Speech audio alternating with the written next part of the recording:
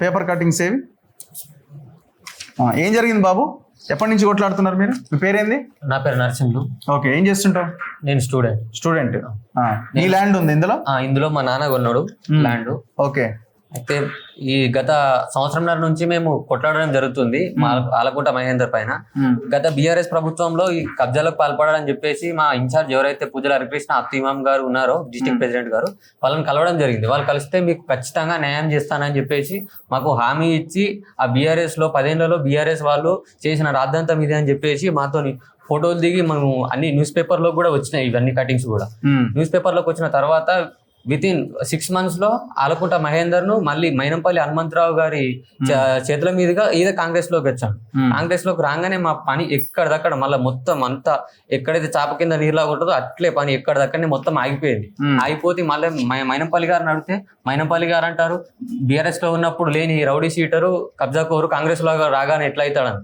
Sir, BRS లో ఉన్నప్పుడే ఆయన రౌడీ షీటరు, ఆయన కాంగ్రెస్ ఆల్రెడీ 8 కేసులు ఆయన పేరు పైన ఉన్నాయి PS లో అని చెప్పేసి మేము చెప్పడం జరిగింది. చెప్పడం జరిగితే లేదు పోవే అంటే, సార్ ఇవన్నీ పేపర్లు మేము ముట్టిగా తీసుకురాలేం కదా, మరి మేము తప్ప అయితే ఈ పేపర్ల గురించి అన్న వాల్యూ వేయాలి కదా, మరి పేపర్లు ఎందుకు సార్? పని చేస్తే పని చేయ ఈ పేపర్లు, ఇలాంటి పేపర్లు పెట్టుకొని కూడా మేము ఏం గెలవలేకపోతున్నాము. మరి ఈ పేపర్లు లేని వాళ్ళ పరిస్థితి ఏంది? ఉన్న వాళ్ళ పరిస్థితి ఇంత దారుణంగా ఉంటే లేని వాళ్ళ పరిస్థితి ఏంది అని చెప్పి ఇప్పుడు ఆయన ఏం క్లెయిమ్ చేస్తున్నాడు? ఈ భూమి నాదని ఎట్లా క్లెయిమ్ చేస్తున్నాడు?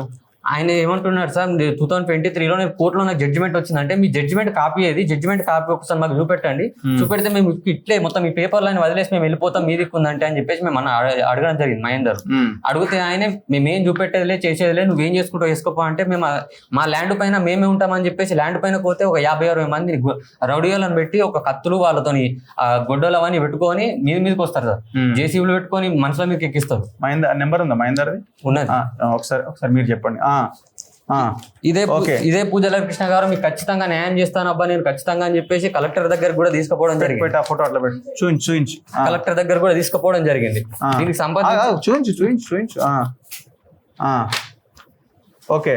దీనికి సంబంధించి న్యూస్ పేపర్ లో కూడా ఆనాడు న్యూస్ పేపర్ లో కూడా రాశారు, ఖచ్చితంగా నేను మీకు న్యాయం చేస్తాను అని చెప్పి. 10 ఏళ్లలో ఎకరాలు కబ్జా, కాంగ్రెస్ నాయకులు హరికృష్ణ ఇమాం ఆరోపణ. ఇప్పుడు హరికృష్ణ ఏడు మైనంపల్లి ఇప్పుడు ఈయన ఇన్ఛార్జ్ కదా? ఇన్ఛార్జ్. అసలు మైనంపల్లికి సంబంధమే లేదు నియోజకవర్గం అసలు యాక్చువల్ గా.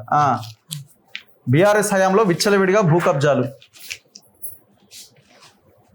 బీఆర్ఎస్ నాయకుడు మహేందర్ సర్వే నెంబర్ 2000 తమ భూమిని కబ్జా చేశారని బాధితులు పేర్కొన్న న్యాయం చేస్తామని హామీ ఇచ్చారు. ఓకే, ఇప్పుడు ఇదేంది? దీనికి సంబంధించి కబ్జా బీఆర్ఎస్ లో ఇద్దరా?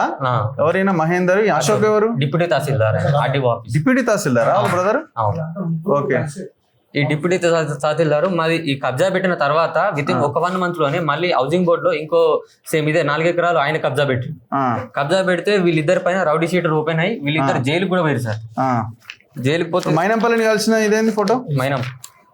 ఇవన్నీ అయిపోయినాక ఈ ఆలకుంట మహేందర్ ఈ భూమిని కాపాడుకోవడానికి మైనంపల్లి చింతన జరిగిండు. ఇదే పూజల హరికృష్ణ అత్తిమాం కలిసే మళ్ళీ ఈ మహేందర్ ను ఈ మైనంపల్లి ద్వారా అక్కడ కల్పించడం జరిగింది. ఓకే. కల్పించిన తర్వాత అక్కడ అధికారులకు కానీ మేము ఎన్నిసార్లు వినవించుకున్నా గానీ మీరు అవుతుంది అంటారు కానీ అయితలేదు. వాళ్ళకేమన్నా అంటే మైనంపల్లి నుంచి బెదిరింపు కాలు వస్తుంది. మైనంపల్లిని కలవలేదా? కలిసినాం సార్. ఇదే మొత్తం ఇట్లే అందరం పోయి ఫ్యామిలీ సార్ ఇక్కడనే మేము చచ్చిపోతాం, మేము కలుస్తాం, మాకు అన్యాయం అవుతుందంటే లేదు ఇప్పుడు మీరు నేను ఖచ్చితంగా చేస్తానని చెప్పి అప్పుడే కలెక్టర్ ఫోన్ చేస్తాడు. కలెక్టర్ దగ్గర పోతే కలెక్టర్ దగ్గర ఏం రెస్పాన్స్ ఉండదు. ఇట్లే మేము అధికారుల చుట్టూ తిరగడం అవుతుంది సార్. అంతే 2 సంవత్సరాల నుంచి ఇదే చుట్టూ తిరగడు. కనీసం ఇక్కడ ఎవరు రోజు కూలీలు చేసుకునేటోళ్ళు సార్. మా నాన్న ఇప్పుడు మా చెల్లె పెళ్లి గురించి కొని ఆయన చనిపోయాడు. మా చెల్లె పెళ్లి చేయలేని పరిస్థితి. ఓకే, ఇప్పుడు మీరు కలెక్టర్ ని కలిసారా? కలెక్టర్ ని కానీ ఎంఆర్ఓని కలిసారా? కలెక్టర్ ని కలిసినాం, ఎంఆర్ఓని కలిసి కలెక్టర్ సార్ హరీష్ రావు దగ్గరికి పోయిరా? హలో అన్న. హలో అన్న, నేను రఘు మాట్లాడుతున్నా, తొలి వెలుగు. మహేందర్ అన్న. నమస్తే. ఏందన్నా ఈ 2000 సర్వే నెంబర్ ఏంది మీది గొడవ? అనే ఏం లేదన్నా, వీళ్ళు అంటే ఏదైతే వెంచర్ ఉందో ఆ వెంచర్ 3 సార్లు రాంగ్ అని జడ్జిమెంట్ కూడా ఇచ్చింది. జడ్జిమెంట్ ఏం కనిపిస్తలే, పిటిషన్ డిస్మిస్ చేసినట్టుంది కదా? లేదన్నా, 3 జడ్జిమెంట్లు ఉన్నాయన్న. మీకు కావాలంటే నేను మీకు వాట్సాప్ చేయమంటే చేస్తాను. ఏం జడ్జిమెంట్ ఉందన్న? Fail real estate, fake real estate, అది అన్రిజిస్టర్డ్ రియల్ ఎస్టేట్ ప్లస్ నాలా అవన్నీ కాలేదు అనేది రిజిస్ట్రేషన్ అవి ఫేక్ ఉన్నాయి. ప్లస్ వీళ్ళు నన్ను లోయర్ కోర్టులో వేసిరు, సిద్దిపేట కోర్టులో ప్లస్ హైకోర్టులో కూడా వేసిరు అన్న నా పైన. దాని పైన నేను కూడా కోర్టుకు వెళ్తున్నా. ఇప్పుడు మీరు తమరు ఒక 10వ మెంబర్ కావచ్చు అన్న. సరే ఎవరైనా చేయని అని ఇప్పుడు ఆమె ఎవరో కనకవ్వ అనేట ఆమెను ఎంటర్ చేశారు కదా ఆ ల్యాండ్ లో. ఇప్పుడు ఆమె ఏ ప్రొసీడింగ్ ప్రకారం ఏ ఫైల్ ప్రకారం అయితే కేసు ప్రకారం అయితే ఈ ధరణిలో మార్చారో అందులో అసలు ఆమె లేనే లేదు కదా పార్టీ కింద ఆ ఆర్డర్ లో. అన్ని కాగితాలు నా దగ్గర ఉన్నాయి, నేను చూసిన. ఇప్పుడు ఆమె కనకవ్వ అనేట ఆమె అసలు లేనే లేదు కదా, బక్కయ్య లేడు, కనకవ్వ లేదు. ఇప్పుడు సాయి కృష్ణ డెవలపర్స్ కి, సాయి కృష్ణ వెంచర్స్ కి అండ్ ఇంకొక 11 మధ్య జరిగిన కేసుని పెట్టి ధరణిలోకి ఎక్కించారు. దాని తర్వాత మీరు దాన్ని రిజిస్ట్రేషన్ చేసుకున్నారు. కానీ అందులో కనకవ్వ అనే పేరు లేనే లేదు. ఇప్పుడు జాయింట్ కమిషనర్ ఇచ్చిన ఆర్డర్ ఉంది కదా,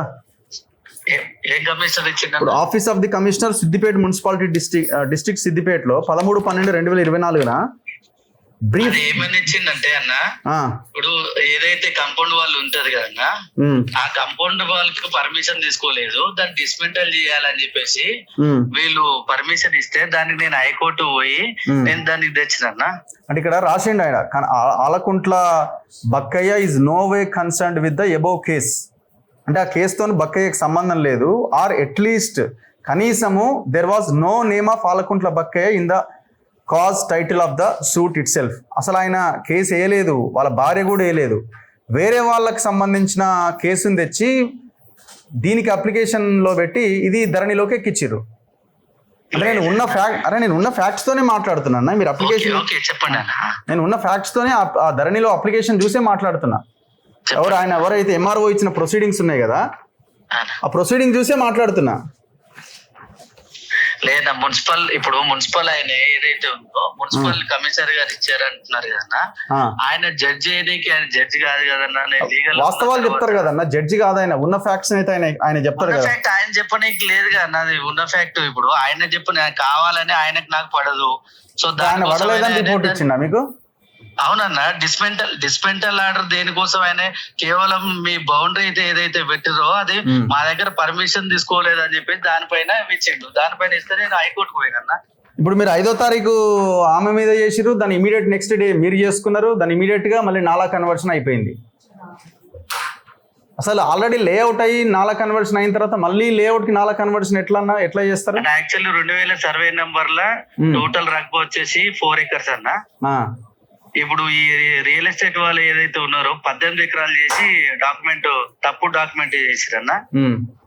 ప్లస్ ఏవైతే మొటేషన్ అవి చేస్తారు కదన్నా, ఆ మొటేషన్ సంబంధించి కూడా వీళ్ళు కుల ధృవీకరణ పత్రాలు సమర్పించి చేసుకున్నారన్న. టోటల్ గా వాటికి సంబంధించి అన్ని పోతే మొత్తం బెదిరిస్తున్నారట, చంపేస్తాము అది ఇది అని. నేనెందుకు బెదిరిస్తానా? దాదాపు ఒక 50 మంది వచ్చినారు, ఆడోళ్ళు అందరు కలిసి వచ్చినారు అన్న. ఇప్పుడు తమ దగ్గరికి ఇప్పుడు కొత్తగా వచ్చు, ఇప్పుడు సంవత్సరం నుంచి అదే పనిగా నన్ను ఎట్లా బ్లేమ్ చేయాలని చెప్పి తిరుగుతా ఉన్నారు. నేను కూడా డిఫార్మేషన్ వాళ్ళకి ఏముంటది బ్లేమ్ చేయడం, వాళ్ళు ఏం చేయగలుగుతారు పాపం, పేదోళ్ళు కదా వాళ్ళంతా. 100 గజాలు 200 గజాలు. చాలా మంది రాగన్న, చాలా మంది నుంచి. కనకవ్వకి మీకేందన్న రిలేషన్? కనకవ్వ నాకు చిన్నమ్మ అవుతుంది. మీ చిన్నమ్మ అవుతుంది. మరి మీరు ఎందుకు మీ పేరు మీద చేయించుకున్నారు? సేల్ డీడీ అన్నా నేను తీసుకున్నా. మీరు కొన్నారా ఆమె దగ్గర నుంచి? అవునన్నా. అంటే ఆమె మీదకి అవినా ఇమీడియట్ నెక్స్ట్ డేనే మీరు చేసేసుకున్నారు. దాంట్లో ఎట్లుందన్నా? అట్లనే ఉందన్నా, నేను ధరణిలో చూసే మాట్లాడుతున్నా. ఆమె చేసిన ఇమీడియట్ నెక్స్ట్ డే మీ పేరుతో ధరణిలోకి ఎక్కింది. ఆమెకి ఎట్లా ఎక్కిందంటే ఏదైనా కోర్టు ఆర్డర్తో ఎక్కించినామని ఆయన దిలీప్ నాయక్ ఎవరు ఎంఆర్ఓ ఉన్నారు, ఆయన ఎక్కించిందని అంటున్నారు. ఆ కోర్టు ఆర్డర్ ఏముందని చెక్ చేస్తే అసలు ఆ కోర్టు ఆర్డర్లో ఈ బక్కయ్య పేరు లేదు, ఆ కనకవ్వ పేరు లేనే లేదు. లేదన్నా, మీకు దానికి సంబంధించి అన్ని కూడా మీకు పంపుతానా. మీ వాట్సాప్ నంబర్ ఇదేనా? పంపండి. ఆర్డర్ కాపీ ఉందా మీ దగ్గర? అవన్నీ పంపిస్తాను. ఒక్క ఆర్డర్ కాపీ పంపండి. ఆ ఆర్డర్ కాపీ ఏదైతే అప్లికేషన్ ఉందో అన్న, ఇప్పటి వరకు ఏ కోర్టులు వేసారు ఎట్లా వేసారు టోటల్ గా అన్ని పంపండి. పంపిస్తాను. ఇప్పుడు ఆయన చెప్తున్నది వింటున్నారు కదా మీరు. ఆలకుంట కనకవ్వ నుంచి కొన్నాడు అని చెప్తున్నాడు కదా అన్న. అప్పటికే మేము 30 years నుంచి మేము కబ్జాలో ఉన్నాం. మేము కబ్జాలో ఉన్నప్పుడు 30 years నుంచి లేని జస్ట్ ఆలకుంట కనకవ్వ నుంచి కొన్న వితిన్ ఒక డేలో నువ్వు వచ్చి మా కనీలను ధ్వంసం చేసి ప్రీకాస్ట్ వాళ్ళు చేసి మీరు ఎవరైనా వస్తే నరికి చంపుతాం మిమ్మల్ని, నేను ఆల్రెడీ రౌడీ షీట్ అని చెప్పేసి బెరీ చేసుకుని కారణమే ఉన్నాను. మేము ఉన్నామని తెలుసు కానీ ఎగ్జిస్ట్ అయ్యి మేము ఆల్రెడీ 30 years నుంచి ఎగ్జిస్ట్ అయి ఉన్నాం అందులో ఫ్లాట్స్ వేసుకొని. ఒకరు మున్సిపల్ పర్మిషన్ కూడా తీసుకున్నారు. మున్సిపల్ పర్మిషన్ తీసుకున్నాక అప్పుడు ఈయనకు మొత్తం అధికారులు అండదండ ఉన్నది వల్ల 3 నెలల తర్వాత మున్సిపల్ కమిషనర్ మళ్ళీ పూజల హరికృష్ణ నెంబర్ ఓకే మళ్ళీ క్యాన్సిల్ చేయించడం జరిగింది అన్న. దానికి ఇప్పుడు అన్ని ఆర్డర్స్ ఉన్నాయంటాడు. అన్ని ఆర్డర్స్ మా దగ్గర ఉన్నాయి అన్న, మొత్తం దానికి సంబంధించిన ఆర్డర్స్. ఓకే